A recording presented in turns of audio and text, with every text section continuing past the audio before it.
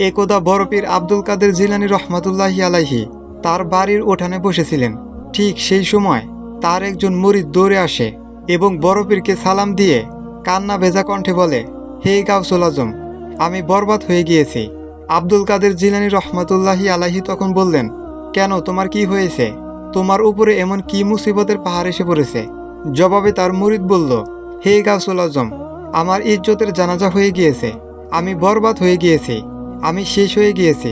হুজুর গো, আমার একটি কন্যা আছে, সে খুবই সুন্দরী। আমি তাকে আমার ঘরে রেখেই পড়ালেখা করিয়েছি।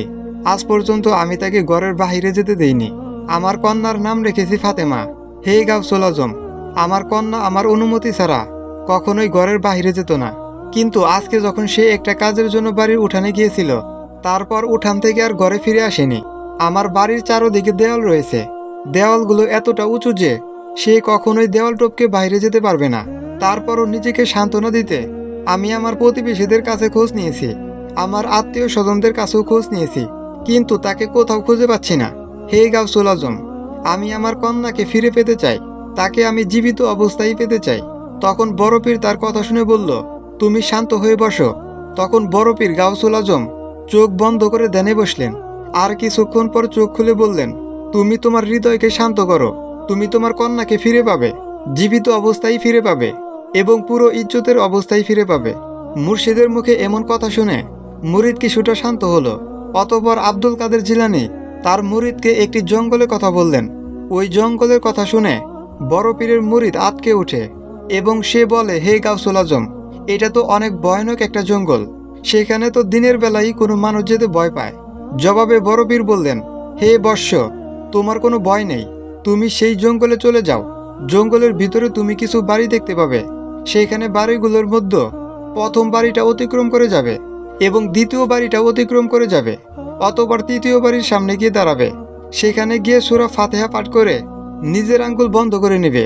অতঃপর তোমার চারপাশে একটি বৃত্ত এঁকে নিবে। এমন করার কিছুক্ষণের মধ্যেই তোমার পাশ দিয়ে জিনের আনাগোনা শুরু হবে, আর সেই জিনেরা ভয়ঙ্কর আওয়াজ করে তোমার উপরে আক্রমণ করার চেষ্টা করবে, কিন্তু তারা কোনো ক্রমেই সেই বৃত্তকে অতিক্রম করতে পারবে না। যখন তারা ব্যর্থ হয়ে যাবে, তখন তাদের শাহেনশা জিন একটি ঘোড়ার পিঠে চড়ে আসবে, আর সে হবে অত্যন্ত শক্তিশালী। সে এতটা শক্তিশালী যে সে একাই বড় বড় পাহাড় ধ্বংস করে দেওয়ার শক্তি রাখে, কিন্তু সে সব কাজ করতে পারলেও এই বৃত্তকে অতিক্রম করতে পারবে না। এরপর সেই শাহেনশা জিন তোমাকে প্রশ্ন করবে, আর উত্তরে তুমি সম্পূর্ণ ঘটনা খুলে বলবে এবং বলবে, আমি বড় পীর আব্দুল কাদের জিলানী রহমাতুল্লাহি আলাইহির মুরিদ, আর তিনি আমাকে তোমাদের এখানে পাঠিয়েছেন। আমি আমার কন্যাকে এখনই ফেরত চাই এবং অবশ্যই জীবিত অবস্থায় চাই, আর পুরো ইজ্জতের সাথেই চাই। আর যদি আমার কন্যার সাথে খারাপ কিছু ঘটে, তাহলে আব্দুল কাদের জিলানীর হাত থেকে তোমাদের কেউ বাঁচতে পারবে না। অতঃপর বড় পীরের মুরিদ বড় পীরের কথা অনুযায়ী সেই জঙ্গলের উদ্দেশ্যে রওনা হয়ে যায়। এভাবে হাঁটতে হাঁটতে অনেক পথ অতিক্রম করার পর বড় পীরের বলে দেওয়া সেই বাড়ির কাছে আসলো। অতঃপর তিনি প্রথম ও দ্বিতীয় বাড়ি অতিক্রম করে নির্ধারিত স্থানে এসে উপস্থিত হলো। এরপর তিনি বড় পীরের কথা অনুযায়ী সূরা ফাতিহা পাঠ করে একটি বৃত্ত এঁকে নেয়। কিছুক্ষণ পর সেখানে কিছু ভয়ঙ্কর আকৃতির জিন এসে উপস্থিত হয়, যারা ছিল অনেক শক্তিশালী। যখনই তারা সেই মুরিদের কাছে আসতে চায়, তখনই তারা সেই বৃত্তকে স্পর্শ করে ছিটকে পড়ে যায়। যখন জিনদের সবাই সেখানে পরাজিত হয়, তখনই সেখানে আগমন ঘটে তাদের শাহেনশা জিনের।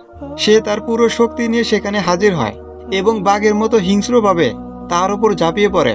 কিন্তু যখনই সেই বৃত্তকে স্পর্শ করে, তখন আর সে সামনে এগোতে পারছিল না। এরপর শাহেনশা জিন বড় পীরের মুরিদকে জিজ্ঞাসা করে, হে মানব সন্তান, তুমি কে, কোথা থেকে এসেছো? তখন বড় পীরের মুরিদ তার সম্পূর্ণ ঘটনা খুলে বললেন এবং সেই ব্যক্তি বলল, হে জিনের বাদশাহ, আমি আমার বড় পীরের একজন নগণ্য মুরিদ। আমার কন্যা বাড়ির উঠোনে গিয়েছিল, আর সেখান থেকে সে নিখোঁজ হয়েছে। কোনো একটি জিন আমার কন্যাকে তুলে নিয়ে এসেছে। আমি আমার কন্যাকে এখনই ফেরত চাই, জীবিত অবস্থায় ফেরত চাই এবং পুরো ইজ্জতের সহিত ফেরত চাই। যখন জিনের বাদশাহ বড় পীরের নাম শুনল, তখন সে থরথর করে কাঁপতে কাঁপতে তার সমস্ত জিনদের দলকে পুনরায় ডেকে পাঠালো। শাহেনশার আদেশে সেখানে সবাই উপস্থিত হলো। অতঃপর শাহেনশাহ সমস্ত জিনদের উদ্দেশ্য করে বলল, হে জিনেরা, তোমরা শুনো, এই ব্যক্তি বড় পীর আব্দুল কাদের জিলানী রহমাতুল্লাহি আলাইহির মুরিদ। তার কন্যা নিখোঁজ হয়েছে। আমাদের মধ্যে কোনো এক জিন তাকে তুলে নিয়ে এসেছে। তোমরা সবাই সমগ্র দুনিয়ার বুকে ছড়িয়ে পড়ো এবং যেভাবেই হোক মেয়েটিকে খুঁজে আমার কাছে নিয়ে এসো। এবং সাথে সেই জিনকেও নিয়ে আসবে যে মেয়েটিকে তুলে নিয়ে এসেছে। এবং সাথে সাথে শাহেনশা জিন এই কথাও বলল যে আমার যেন এই কথা শুনতে না হয় যে তোমরা মেয়েটিকে খুঁজে পাওনি, কারণ মেয়েটিকে যদি কোনো জিন তুলে নিয়ে না আসতো তাহলে বড় পীর কখনোই এই ব্যক্তিকে আমাদের নিকট পাঠাতেন না। অতঃপর সমস্ত জিন কন্যাটিকে খোঁজার জন্য বের হয়ে গেল এবং তারা পৃথিবীর আনাচে কানাচে সব জায়গায় খুঁজতে থাকে। অনেক খোঁজাখুঁজির পর সেই কন্যা ও যে জিন মেয়েটিকে তুলে নিয়ে গিয়েছিল তাকে ধরে শাহেনশা জিনের সামনে উপস্থিত করা হলো। এরপর যে জিন বড় পীরের মুরিদের কন্যাকে তুলে নিয়ে গিয়েছিল সে বলল, হে শাহেনশা, এই কন্যাকে আমি অনেক কষ্টে খুঁজে পেয়েছি। তখন শাহেনশা জিন উত্তরে বলল, তুই কি জানোস না বড় পীর আব্দুল কাদের জিলানীকে এবং তার শহর থেকে একটি মেয়েকে তুলে নিয়ে আসতে তোর কি একটু ভয় করলো না? জবাবে সেই জিন বলল, হে শাহেনশা, আমার তো এতটা সাহস নেই, কিন্তু আমি কি করব?